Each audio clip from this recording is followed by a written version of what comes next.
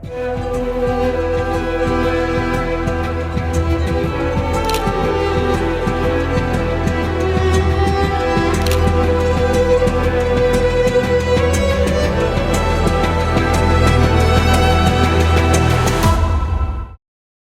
warga negara Brasil, Juliana, mengalami kecelakaan ketika mendaki Gunung Rinjani. Dan dalam proses evakuasi, banyak tayangan-tayangan yang memperlihatkan bahwa pada titik tertentu Juliana masih hidup, tapi pada titik tertentu sudah meninggal, bahkan sudah berhasil dievakuasi dan kemudian mendapatkan otopsi.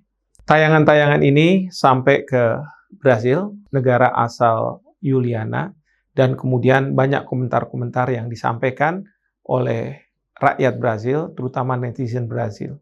Dan dari sini juga ada komentar-komentar dari netizen Indonesia. Pertanyaannya, kalau keluarga Juliana tidak puas dengan apa yang dilakukan oleh semua pihak yang ada di Indonesia, akankah masalah ini dibawa ke ranah hukum, terutama ranah antar negara Brasil dan Indonesia? Memang saya melihat ada berita-berita yang mengatakan kemungkinan Brasil akan membawa masalah ini ke forum hak asasi manusia negara-negara Amerika Latin.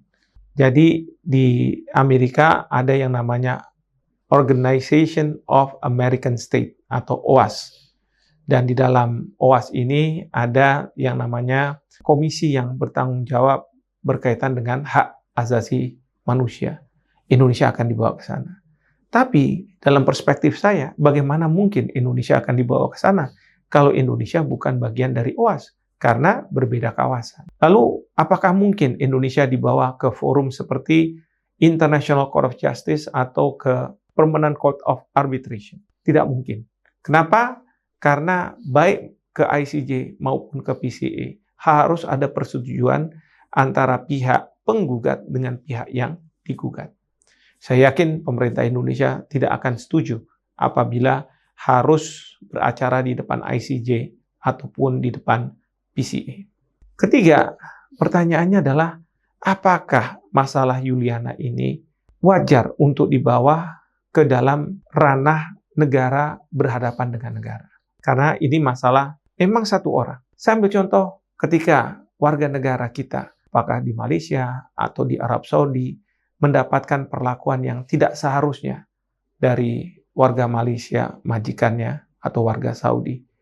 Kita banyak yang protes, kita banyak yang marah, kita minta pemerintah melakukan suatu tindakan.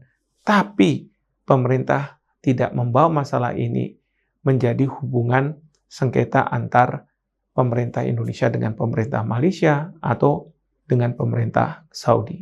Saya pun tidak yakin bahwa permasalahan ini akan dibawa ke ranah antar negara. Bahwa keluarga korban akan menggugat pihak-pihak yang dianggap bertanggung jawab di Indonesia, itu mungkin saja terjadi. Misalnya saja, apakah pemandu, ataukah operator pariwisata, mungkin juga Pemda. Silakan saja, ya, tidak ada masalah. Yang penting adalah apakah mereka akan membawa ke pengadilan mana? Pengadilan di Indonesia atau di pengadilan di Brasil? Kalau di pengadilan Brasil, tentu yang jadi permasalahan adalah sulit untuk membawa saksi, membawa alat bukti, bahkan aparat dari Indonesia pergi ke Brasil. Atas biaya siapa? Kalau dibawa ke Indonesia, bisa saja. Tapi harus diingat, putusan pengadilan Indonesia belum tentu akan bisa dieksekusi di Brasil. Dan tentu aset-aset yang katakanlah dimiliki oleh para tergugat itu kan adanya di Indonesia. Mungkin ya bisa dieksekusi di Indonesia. Kalau misalnya putusan pengadilan ini dilakukan di Brasil, permasalahannya adalah ketika mau dieksekusi, dibawa ke Indonesia. Di Indonesia, kita ada pasal 436 RV yang mengatakan pengadilan Indonesia tidak akan mengakui putusan pengadilan dari luar negeri.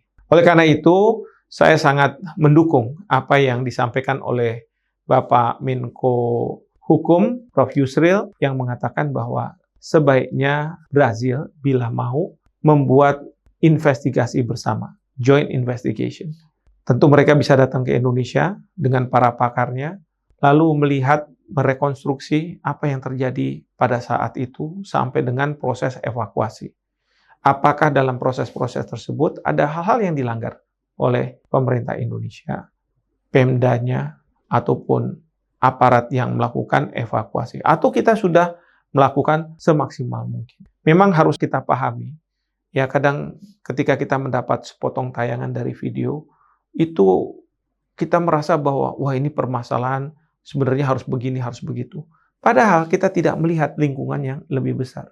Saya selalu mengatakan pada mahasiswa saya, kalau Anda ya ditanya sebuah fakta, dan fakta itu cuma sedikit, Anda jangan buru-buru membuat keputusan. Misalnya, ada orang ditembak, dor, mati. Ya, apakah si penembak bersalah? Kebanyakan akan mengatakan bersalah.